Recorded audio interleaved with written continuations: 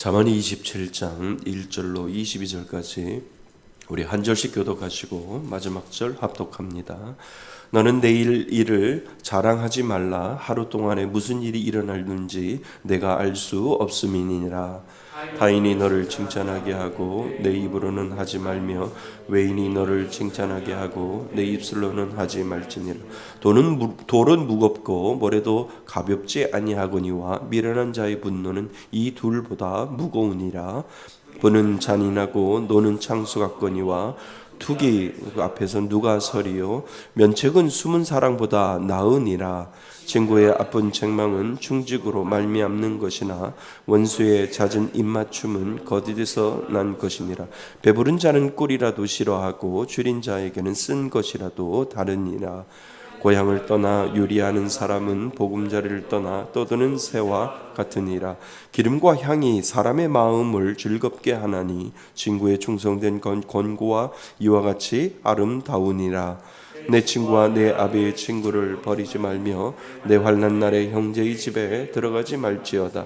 가까운 이웃이 먼 형제보다 나으니라. 내 아들아 지혜를 얻고 내 마음을 기쁘게 하라. 그리하면 나를 비방하는 자에게 내가 대답할 수 있으리라. 슬기로운 자는 재앙을 보면 숨어 피하여도 어리석은 자들은 나가다가 해를 받느니라. 타인을 위하여 보증선자의 옷을 취하라. 외인들을 위하여 보증선자는 그의 몸을 볼모 잡을지니라. 이른 아침에 큰 소리로 자기 축복하면 저주같이 여기게 되리라. 다투는 여자는 비오는 날에 이어 떨어지는 물방울이라. 그를 제어하기가 바람을 제어하는 것 같고 오른손으로 기름을 움키는 것과 같으니라. 철이 철을 날카롭게 하는 것 같이 사람이 그의 친구의 얼굴을 빛나게 하느니라. 무화과 나무를 지키는 자는 그 과실을 먹고 자기 주인에게 시중드는 자는 영화를 얻느니라. 물에 비치면 얼굴이 서로 같은 것 같이 사람의 마음도 서로 비치느니라. 스올과 아바논은 만족함이 없고 사람의 눈도 만족함이 없느니라. 도가니로 은을 풀무로 금을 칭찬으로 사람을 단련하느니라. 미련한 자를 곡물과 함께 절구에 넣고 공의로 찌울지라도 그의 미련은 벗겨지지 아니하느니라. 아멘. 할렐루야. 네, 우리 잠언 강해 47번째 시간입니다. 말씀의 제목은요, 참된 교제를 가르쳐 주시는 하나님. 우리는 교제를 해요. 왜냐하면 우리가 살면서 아침에 일어나서 또 사람을 만나잖아요. 사람을 만나고 그 사람하고 가까이 있는 사람과 만나고도요. 또 처음 보는 사람들도 만나고, 이것을 우리는 펠로우십, 교제라고 이야기를 하죠. 아주 친밀한 교제도 있고요. 또 형식적인 교제도 있고요. 포멀한 공식적인 교제도 있고요. 인포멀, 비공식적인 교제도 분명히 있습니다. 그래서 우리는 하루에도 수많은 사람들을 만날 수 있고요. 또 그러한 교제 가운데 우리는 살아가고 있습니다. 그런데 하나님께서 오늘 이 잠언을 통해서 주시는 것은 교제는 교제인데 참된 교제는 무엇인가 라고 하는 것을 우리들에게 가르쳐 주고 있습니다. 그래서 우리는 교제하는데 하나님이 우리들에게 가르쳐 주신 참된 교제는 무엇인가를 우리가 다시 한번 생각해 볼 필요가 있습니다. 자, 오늘 말씀 요약 같이 한번 읽어보겠습니다. 시작. 지혜로운 자는 장래 일을 자랑하거나 스스로 칭찬하지 않고 분노하지 않는다. 지혜로운 자는 바른 충고를 할 수 있는 참된 친구가 되어 주어야 한다. 예, 이렇게 되어 있습니다. 그래서 우리가 하나하나 참된 교제를 가르쳐 주시는 하나님이 믿는 자에게 교제를 주셨는데 그냥 교제가 아니라 참된 교제가 무엇인지를 우리들에게 가르쳐 주고 있다는 거죠. 그래서 그 친구들과의 관계 속에서 또 성도들과의 관계 속에서 내가 그 교제를 어떻게 이어가는 것이 성경적인 교제인지를 가르쳐주고 있다는 겁니다. 자, 우리 하나하나 살펴보겠습니다. 우리는 많은 사람과 뭐하며 삽니까? 교제하며 삽니다. 그러면서 오래 교제를 지속하는 때도 있지만 쉽게 그 교제가 지속하지 못하는 때도 있습니다. 그렇지요? 예, 뭐 맞습니다. 어떤 사람은 계속 10년, 20년 이렇게 교제하는 사람들도 있고요. 어떤 사람은 딱 한두 번 이렇게 만나고 나서 나하고는 좀 달라. 나하고는 좀 부대껴. 이렇게 해서 한두 번 하다가 교제를 끝나는 것도 있지요. 남녀 간의 관계도 그렇습니다. 예, 같이 만나서 10년, 20년 하면 부부가 되는 거고요. 근데 한두 번 이렇게 만나면 내가 이렇게 맞지 않겠구나라고 생각해서 한두 번 있다가 이렇게 끝나는 경우가 있습니다. 그 이유는 무엇일까요? 잠언의 저자는 이런 부분을 우리에게 말해주고 있습니다.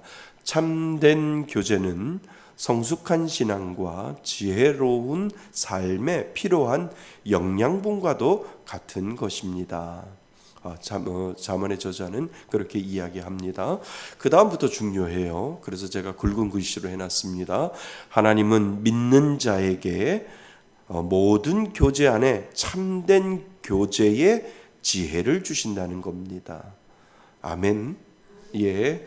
자, 믿는 사람들에게 모든 교제 안에 참된 교제를 할 수 있도록 믿는 자에게 하나님이 뭐를 주셔요?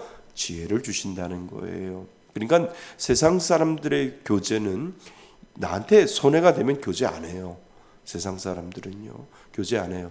그런데 우리는 이익과 상관없이 하나님이 참된 교제를 할 수 있도록 지혜를 주신다는 거예요. 그러니까 이익과 상관이 없어요. 내가 손해 보더라도 하나님이 주시는 그 지혜를 가지고 저 사람이 예수만 믿을 수 있다면, 저 사람이 복음을 받을 수 있고 그 복음을 들어서 구원을 받을 수 있다면 나는 저 사람하고 교제해야 된다라고 하는 그러한 마지노선을 하나님은 믿는 자에게 주셨기 때문에 이익이 되냐 안 되냐 이것은 세상 사람들이 따지는 거고, 우리는 구원을 받느냐 안 받느냐 그것을 가지고 우리는 따지는 그러한 참된 교제의 자리로 나갈 수 있다는 겁니다. 그지요?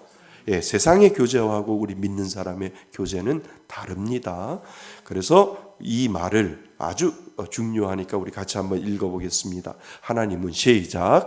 하나님은 믿는 자에게 모든 교제 안에 참된 교제의 지혜를 주신다는 것입니다. 이해되시죠? 예. 자, 첫째. 그러면 참된 지혜가 무엇인지를 우리가 배워야 되잖아요. 참된 지혜를 갖기 위해서 사람들과의 그 관계 속에서 참된 지혜를 갖기 위해서 하나님이 우리들 안에 주신 것이 있는데 그것이 무엇이냐면, 첫째, 겸손하고 넓은 마음을 품고 지혜롭게 살아가는 은혜가 우리들 안에, 믿는 자 안에 있어요, 없어요? 있다는 거예요. 하나님이 주셨다라고 하는 겁니다. 그래서 겸손하고 넓은 마음을 품고 지혜롭게 살아가는 은혜가 믿는 자 안에 있습니다. 거기다가 은혜가 그다음에 거기 안에다가 집어넣으시죠. 지혜롭게 살아가는 은혜가 믿는 자 안에 있습니다. 이렇게 써놓으면 더 쉽게 이해가 됩니다. 예. 자, 그래서 지혜로운 사람은 장래의 일을 자랑하지 않습니다. 그렇죠? 왜냐하면 나옵니다.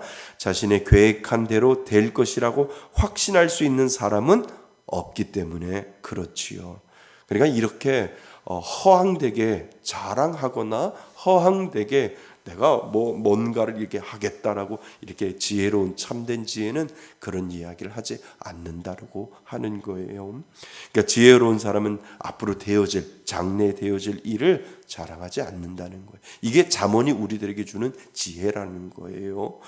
왜냐하면 자신의 계획한 대로 되는 것이 될 수도 있지만 되지 않을 수도 있기 때문에 참된 교제를 할 때는 그렇게 나는 앞으로 이렇게 물론 뭔가 내가 하나님 앞에 고백할 때 하나님 이렇게 하고 싶습니다라고 고백은 할 수 있어도 정말 자랑 아닌 자랑으로 나는 앞으로 이렇게 할 거야라고 하는 것이 우리가 내일 일도 모르잖아요. 그러면 실수할 수 있는 가능이 더 많다라고 하기 때문에 오늘 잠언 저자는 그렇게 이야기를 하고 있다는 거지요.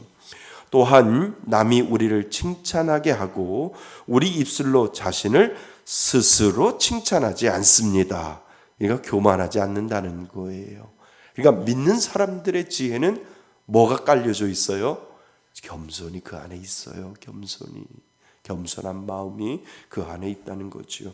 전에는 우리는 스스로 뭐하고 자랑하고 칭찬했고 누가 나를 좀 알아줬으면 좋겠다라고 하는 그 마음을 누구나 다 가지고 있었다는 거예요. 예수를 믿지 않았을 때, 우리 안에 예수가 없을 때는 내가 자꾸 드러나고 나를 피할 시대라고 얘기하잖아요. PR해서 내가 이 정도야 라고만 해야만 사람들이 인정하고 그러한 시대인데, 우리들 마음속에는 그것이 때로는 허황된 잘못된 것으로 갈 수 있다. 그래서 자랑하지 말라라고 이야기를 해주는 겁니다. 그래서 전에는 우리는 스스로 자랑하고 칭찬했지만 예수를 알고 믿고 난 후 우리 안에 예수님의 뭐가 겸손이 자리 잡고 있기 때문입니다. 예수님은 겸손의 왕이잖아요. 겸손하게 오셨잖아요. 높고 높은 모든 보좌들을 다 내려놓으시고 낮고 낮은 곳을 찾았는데 그 찾은 곳이 어디예요? 말구유잖아요. 말구유. 그래서 왜 예수님이 오시는데 왜 목사님 말구유에 오셨어요? 라고 물어보는 것은, 그것은 뭐냐면 예수님이 높고 높은 보좌를 다 버리고 낮고 낮은 낮은 곳을 찾았는데 그 낮은 곳이 어디라고요? 말구유라는 거예요. 그냥 집에서 태어나실 수도 있고, 그냥 예수님이 그냥 평상시처럼 임신하여 아이를 낳고 그곳에서 태어날 수 있는데 왜 굳이 성탄절을 통해서 말구유에 나신 예수님일까? 겸손의 끝을 보여주고 있는 거죠. 아멘? 예, 겸손의 끝을 보여주기 위해서 예수님께서는 말구유에 오신 거예요. 높고 높은 모든 보좌를 다 내려놓으시고 가장 낮고 낮은 말구유에 오시는 그 예수님이 우리들의 예수님이시다라고 하는 것을 오늘 우리들에게 가르쳐주고 있다는 거지요. 그래서 하나님을 알고 자신을 아는 사람은 스스로 높이거나 내일 일을 뭐하지 않아요? 자랑하지 않습니다. 오늘 나에게 주신 것을 묵묵히 수행하는 그러한 겸손의 사람의 모습을 예수 믿는 사람들 안에는 그 모든 것들을 겸손을 넣어주셨다라고 하는 거지요. 그래서 하나님은 결국 그것은 불신앙의 태도에서 나온다고 하는, 그러니까 자랑하는 것은요, 하나님은 결국 그것은 불신앙의 태도에서 나온다는 것을 믿는 자에게 알려주시기 때문입니다. 또한 전에는 쉽게 분노하고 화를 내었다면 예수 믿는 우리 안에는 어리석은 자는 분노하게 됨을 알게 됩니다. 그러니까 예수를 믿으면 쉽게 분노하지 않아요. 분노하지요. 근데 분노의 횟수가 줄어들어요. 예수를 정말 믿으면. 그냥 내 안에 이렇게 다혈질 같은 기질이 있고 분노 조절 장애가 있어서 그렇게 분노했던 사람이 정말 예수를 믿고 예수님을 그 안에 모시고 사는 사람들에게는 이 분노의 지수가 점점점 줄어든다는 거예요. 왜요? 하나님이 그렇게 만들어 가시니까. 내가 좀 분노하고 싶은 그런 마음이 있어도 하나님이 계속 내 안에 계시는 하나님이 눌러요. 참아. 너도 잘한 거 없잖아. 참아라고 하나님께서 믿는 자에게 주시는 은혜가 바로 거기에 있다는 거예요. 그러니까 그 분노의 횟수가, 물론 사람들은 죄악된 모습을 가지고 있기 때문에 분노할 수 있지만 그 분노의 조절이 분명히 된다라고 하는 거예요. 우리 안에 믿는 사람, 믿는 하나님이 그렇게 우리를 만들어 간다는 거죠. 그래서 예수를 믿고 성화되어 가면 갈수록요, 분노하지 않아요. 점점점 그 분노의 횟수가 줄어들어요. 믿으세요? 예. 한번 개인적으로 한번 생각해 보세요. 막 열받아가지고 얼굴이 새빨갛던 때를 생각해 보세요.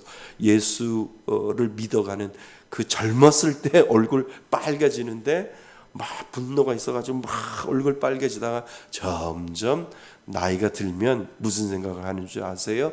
그럴 수도 있지 뭐, 이런 생각을 하게 된다는 거예요. 그게 뭐예요?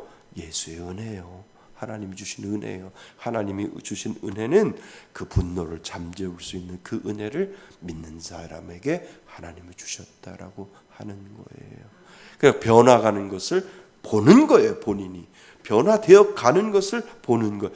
야, 참 젊었을 때는 푸르륵 해가지고 분노했었는데 나이가 드니까 나이 들어서 그런 것이 아니라 내 믿음이 성장하고 성숙되어 가면 되어 갈수록 내 마음속에 예수 그리스도 때문에 참고 예수 그리스도 때문에 인내하고 예수님 때문에 그 모든 분노를 잠재울 수 있도록 하나님이 나를 그렇게 깎아가시고 하나님이 나를 훈련시켜 가신다는 거죠. 아멘. 변했어요? 가만히 생각해 보세요. 전에 나의 모습과 지금 나의 모습, 앞으로 되어질 나의 모습 분명히 변해가야 되고 변한 것을 직접 눈으로 경험할 수 있다라고 하는 거예요. 그렇게 이야기하시는 분들 많아요. 목사님, 예전에는 참 제가 화도 많이 내고 분노했는데 점점 이 화내고 분노하는 것이 사그라지네요. 이것이 은혜인 줄 믿습니다. 예, 믿는 자에게는 그 모든 것들이 있다라고 하는 겁니다. 그래서 타인과의 관계에서 분노와 질투의 감정에 사로잡히지 않게 하나님이 지혜로 이겨낼 수 있는 힘을 주신다는 것을 알게 됩니다. 그러니까 내 힘이 아니라 누구의 힘이요? 하나님이 주시는 힘으로 우리는 그 모든 것들을 조절할 수 있다라고 하는 것을 이야기를 하지요. 타인에게 또는 주어진 상황에 내가 쉽게 분노하고 있다면 이는 자신의 기준과 다르기 때문에 못마땅하게 여기는 이기적인 반응임을 깨닫게 됩니다. 그러니까 예수를 점점 믿어갈 때 내 안에 이 이기적인 모습들도 점점점 변해가고 있구나라고 하는 것을 알게 되지요. 우리는 하나님의 은혜를 기억하며 항상 자신을 낮출 수 있습니다. 그리고 십자가만 자랑할 수 있는 것은 하나님이 주시는 지혜입니다. 겸손하고 넓은 마음을 품고 우리는 지혜롭게 살아가야 합니다. 저기 히터 좀 조금 낮춰주시죠. 목이 너무 아픈데요. 자, 그래서 둘째, 그러니까 첫 번째는 하나님이 주시는 참된 교제의 지혜는 뭐라고요? 겸손입니다. 겸손한 마음을 주시고 그것을 지혜롭게 펼칠 수 있도록 하나님께서 만들어 주었다는 거죠. 자, 둘째, 우리는 서로의 충고를 주고 받을 수 있는 진실한 교제의 은혜가 있습니다. 누구에게요? 믿는 자에게. 믿는 자에게는 서로 충고를 주고 받을 수 있는 진실한 진실한 교제의 은혜가 믿는 사람들끼리도 있어야 하고, 그리고 친구 관계에도, 진정한 친구 관계에서도 이 진실한 교제가 있어야 된다라고 하는 거예요. 사랑하면 충고해 줄 수 있어요. 왜요? 자꾸 다른 길로 가는데 그러지 마라, 그러지 마세요, 이거 좋지 않습니다 라고 그 죄악된 길로 가는 사람들에게 그냥 내두는 것이 아니라 진실한 충고가 때로는 필요하다라고 우리에게 이야기를 해주는 거죠. 그래서 그리스도 안에 참된 교제의 지혜를 주는데 첫 번째는 겸손이요, 두 번째는 진실한 충고가 맞다. 진실한 교제의 은혜가 있습니다. 한번 보겠습니다. 지혜로운 사람은 책망을 귀한 것으로 여깁니다. 그렇죠? 네, 지혜로운 사람은 책망을 귀한 것으로 여깁니다. 하나님이 주신 은혜는 나의 잘못을 잘 귀담아 들을 수 있는 지혜가 믿는 자 안에 있습니다. 그러니까 누군가가 나에게 충고할 때 처음엔 기분이 좋지 않죠. 그런데 하나님이 그것을 내 마음속에 가다듬어서 교훈으로 삼을 수 있도록 하나님이 그 지혜를 주셨다라고 하는 거예요. 그러니까 누군가가 나한테 책망을 하면 그 자리에서 바로 쏘아내는 것이 아니라 맞아요 하고 집에 가서 가만히 생각하면 하나님이 나보고 깨달으라고 이 사람을 통해서 나에게 하나님이 지혜를 주셨구나. 이 사람을 사용해서 나에게 하나님이 지혜를 주셨구나. 이것을 언제 알아요? 밤에 혼자 있을 때 이러한 충고도 하나님께서 들으라고 나에게 말씀하고 계시는구나 라고 하는 것을 그때 어떻게 돼요? 깨닫게 된다라고 하는 거죠. 그래서 하나님이 주신 은혜는 나의 잘못을 잘 귀담아 들을 수 있는 지혜가 믿는 자 안에 있습니다.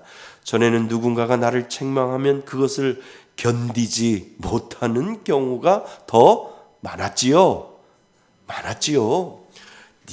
지가 뭔데 나한테 이런 얘기해, 이런 거 많이 생각해 봤죠. 그런데 하나님이 그 마음도 누그러뜨릴 수 있는 마음을 주셨다는 거예요. 그러니까 내 힘으로 못해요. 그런데 예수님을 생각하고 예수님의 그 모습을 생각하면 그래, 나를 생각해서 나를 좋아하니까 나를 사랑하니까 이런 얘기까지 하지라고 받아들일 수 있는 마음의 넉넉함도 하나님이 그것을 지혜로 주셨다라고 하는 거예요. 아멘. 그러니까 정말 누군가에게 이런 이야기를 들었을 때 제가 성도님들에게 이거 잘못했습니다. 그러면 어떤 분은 목사님 감사해요. 깨닫게 해주셔서 감사합니다. 라고 하시는 분도 있고 어떤 분은 저한테 직접 와서 그런 얘기를 하신 분은 없지만 속으로는 목사님이 뭔데 나한테 이런 얘기해? 라고 하는 분들도 있을 거예요. 그래서 튕겨 나가시는 분들도 분명히 있을 거예요. 아니에요. 정말 충고하는 사람도 기도하고 충고하고 또 그 받는 사람도 기도하고 받아야 되는 거예요. 분명히 충고할 때는 몇 번 생각하고 정말 특별한 사람 빼놓고는 몇 번 생각하고 몇 번 기도하고 몇 번 하나님 이거 더 가면 더 죄악 가운데 있을 텐데 하나님 저에게 말할 수 있는 용기와 말할 수 있는 지혜를 주세요 라고 하고 나서 이야기했기 때문에 받는 사람들도 그것을 정말 하나님 앞에 내 자신을 놓고 내가 잘못되어 가고 있는지 잘 되어 가고 있는지 하나님 앞에 판단할 필요가 분명히 있다라고 하는 거예요. 자, 전에는 누군가가 나를 책망하면 그것을 견디지 못하는 경우가 많았습니다. 그러나 믿는 자 안에는 나에게 주는 충고까지 잘 받을 수 있는 마음과 은혜를 아는 존재가 되었다라고 하는 것을 오늘 우리들에게 가르쳐주고 있다라고 하는 거예요. 자, 우리 6절 같이 한번 읽어볼까요? 6절입니다. 27장 6절입니다. 시작. 친구의 아픈 책망은 충직으로 말미암는 것이나 원수의 잦은 입맞춤은 거짓에서 난 것이니라. 그러니까 친구의 아픈 책망, 친구가 책망을 하는데 무슨 책망이요? 아픈 책망은 충직으로 말미암는 거예요. 그러니까 뭐해요? 사랑하기 때문에 그렇다는 거예요. 더 이상 죄의 길에 가지 않기 위해서 그렇게 충직하게 이야기해 줄 때 그것을 지혜롭게 받을 수 있는, 정말 예수를 믿으면 지혜롭게 받을 수 있는 그 은혜까지도 하나님께서 주는 사람이나 받는 사람에게 그 은혜, 지혜의 은혜를 분명히 주셨다라고 하는 거예요. 믿으세요? 어떤 사람에게 정말 기도하고 충고를 하면 목사님 제가 잘못했네요. 제가 깨달았습니다. 그렇게 해서 문자를 보내시는 분도 있어요. 그러면 더 관계가 더 가까워지고 또 진실한 교제가 이루어지고 서로 기도하고 기도해주는 그런 관계가 되는 분들도 있다는 거예요. 이것이 그리스도 안에서 주시는 참된 지혜다라고 하는 거예요. 이 은혜가 있기를 바랍니다. 그래서 진정한 인간관계는 칭찬과 격려만으로 이루어지지 않습니다. 드러내는 진심 어린 책망이 숨겨진 사랑보다 나은 이유는 진정 사랑한다면 잘못에 대한 충고와 조언도 뭐하지 말아야 돼요? 아끼지 않기 때문입니다. 참된 친구라면 겉으로만 위로하거나 듣기 좋은 말만 전하지 않습니다. 그렇죠? 예, 고객님한테는 그렇게 돼요. 왜요? 물건 팔기 위해서 고객님한테는 안 이쁜데도 어머 왜 이렇게 오늘따라 옷이 이뻐요 라고 하고 옷 팔잖아요. 고객님한테는 되는데 친한 친구는 고객이 아니잖아요. 하나님 앞에 진실한 친구이면 진정 사랑한다면 잘못에 대한 충고와 조언도 아끼지 않아야 된다는 거예요. 좋은 건 좋다 얘기하고 아닌 건 아니다 이야기할 수 있는 것이 고객님이 아니기 때문에 뭐라고요? 진정한 친구이기 때문에 진실된 교제를 이루기 위해서 그렇게 해야 한다는 것이죠. 여러분은 진실된 충고를 해줄 수 있는 사람이 있어요? 오늘 이거 보면서 나는 그런 친구들이 있나? 그러한 사람들이 있나? 그러한 교회 성도들이 있나? 라고 한 번만이라도 더 생각해 볼 필요가 있다는 거예요. 내가 누군가가 나를 충고해 줄 사람이 있고 내가 누군가에게 충고해 줄 사람, 충고를 받을 사람이 있고 충고를 해 줄 사람이 분명히 내 친구 가운데 있으면 여러분들은 진정한 친구가 분명히 있는데 그런 것이 없으면 그냥 하나의 형식에 불과할 수 있다라고 하는 거죠. 위로해 줄 수 없고 위로받을 수 없고 그러한 관계가 아니라 우리가 그리스도 안에서 참된 친구라면 위로해 주고 충고받고 또 격려해 주고 또 충고받고 하는 그런 관계가 믿는 사람들 가운데 분명히 필요하다라고 하는 겁니다. 이런 그 은혜들이 우리 교회 안에 좀 우리 말씀의 숲 교회 성도들 가운데 좀 있었으면 좋겠습니다. 그래서 정말 기도하고 진심 어린 그냥 입 바른 소리로 충고하는 것이 아니라 본인도 성실하고 본인도 참되면서 요 부분은 너무 가는 것 같아서 요거는 좀 자중했으면 좋겠어. 그러면 그것도 지혜롭게 받고 또 지혜롭게 충고해 주는 그러한 지가 뭔데 나한테 이런 얘기를 해? 이라고 시작을 하면 거기서부터 문제가 생긴다라고 하는 거지요. 이런 것들이 필요해요. 진실된 공동체 안에서는. 그래서 참된 충고와 격려, 그 다음에 참된 칭찬, 그리고 받을 수 있는 그 은혜도 하나님은 믿는 사람들에게 분명히 주셨다라고 하는 것을 여러분 기억하실 수 있기를 바랍니다. 그래서 참된 친구라면 겉으로만 위로하거나 듣기 좋은 말만 하지 않습니다. 당장은 귀에 거슬리는 말이라도 친구를 향한 진정한 사랑에서 나오는 진심 어린 충고와 조언을 아끼지 않습니다. 이게 우리 말씀의 숲교회 가족 공동체 가운데 분명히 있었으면 좋겠어요. 그렇죠? 네, 이러고 필요합니다.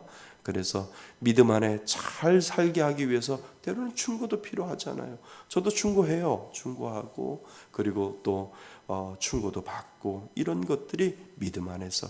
그래서 요거 이겨내셔야 돼요. 요거 이겨내지 않으면 또 빼앗겨요. 그러니까 열심히 주 안에서 열심히 내가 믿음으로 사는 것이 중요합니다 라고 충고할 수 있고 격려할 수 있다라고 하는 거지요. 그리고 더 중요한 것은 그 자신도 친구의 책망과 조언을 뭐해요? 달게 받아들여야 합니다. 우리는 성경에서 진심 어린 교제를 나눈 사람을 기억합니다. 다윗을 위해 진심으로 충고한 사람이 있는데 선지자 이름 누군지 아세요? 예, 나단 선지자. 그죠? 나단과 같은 선지자가 우리에게 필요합니다. 주일 강단에서 그리고 주의 사람들과의 대화에서 듣게 되는 충성된 권고를 감사함으로 받을 수 있는 부드러운 마음이 나는 있는지 자신을 점검해 보아야 합니다. 나단 선지자가 무엇을 충고했어요? 다윗이 범죄한 것을 충고했잖아요. 그죠?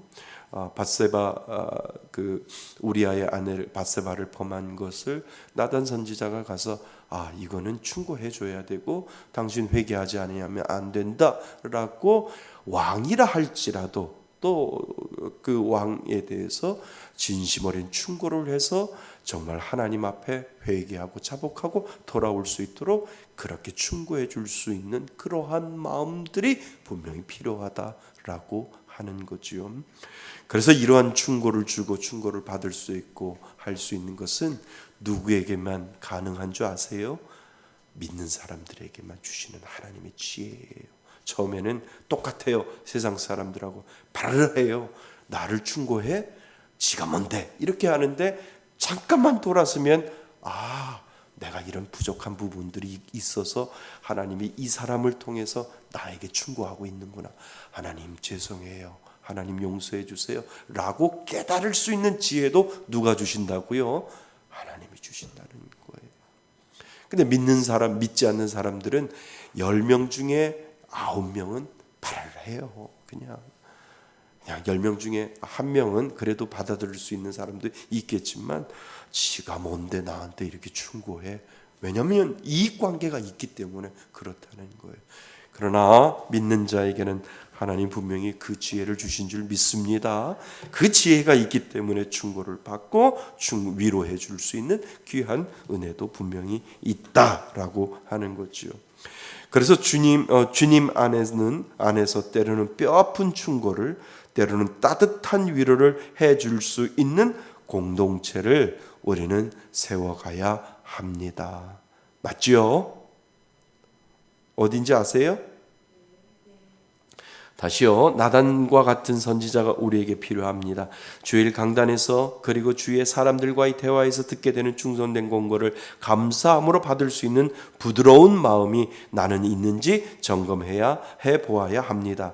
주님 안에서 때로는 뼈아픈 뭐를요? 충고를, 때로는 따뜻한 위로를 해줄 수 있는 공동체를 우리 말씀의 숲 교회도 세워가야 된다라고 하는 거지요. 아멘. 예. 전에는 칭찬과 격려에만 귀가 넓어졌다면 이제는 격려와 충고를 잘 받을 수 있게 하나님이 두 귀를 주셨다는 것을 우리는 이해해야 합니다. 무슨 말씀인 줄 아시죠? 하나님이 두 귀를 주신 이유가 한쪽은 칭찬을 듣고 한쪽은 충고를 들으라고. 한쪽은 좋은 말 듣고 한쪽은 뭐예요? 싫은 말도 들어서 내가 잘 밸런스를 맞춰서 하나님이 우리에게 귀 하나만 주신 것이 아니라 귀 두 개를 주셔서 한쪽은 좋은 얘기 들으면서도 한쪽에는 권고하고 충고하는 말을 잘 밸런스 있게 들으라고 하나님은 우리들에게 두 귀를 주셨다라고 하는 거죠. 그러니까 하나님도 참 지혜로우셔요. 지혜로운 귀를 두 개 주신 거죠. 자, 셋째. 서로에게 진정한 유익을 주고받는 은혜가 믿는 자 안에 있습니다. 그죠? 첫 번째는 뭐라고요? 겸손한 거고요. 두 번째는 서로의 충고를 주고받을 수 있는 진실한 교제라면, 세 번째는 진정한 유익을 주고받을 수 있는 은혜가 누구에게 있다고요? 믿는 자 안에 분명히 있다라고 하는 겁니다. 지혜로운 사람은 재앙을 피해 갑니다. 또한 진실한 관계 속에서 성숙해 갑니다. 믿는 자는 서로를 빛나게 하고 서로에게 도움이 되는 진실한 관계를 알게 됩니다. 전에는 자신의 이익이 먼저였다면 믿는 자 안에는 중요해요. 서로에게 유익이 되고 도움이 되려고 하는 마음이 그 안에 있게 됩니다.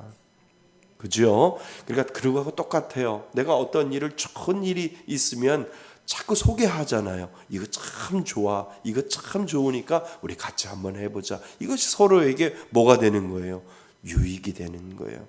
이거 참 조심해야 돼. 이거 하면 안 돼. 라고 서로 나만 유익이 되는 것이 아니라 서로에게 유익되도록 그 지혜를 믿는 사람들에게 주셨다는 거예요.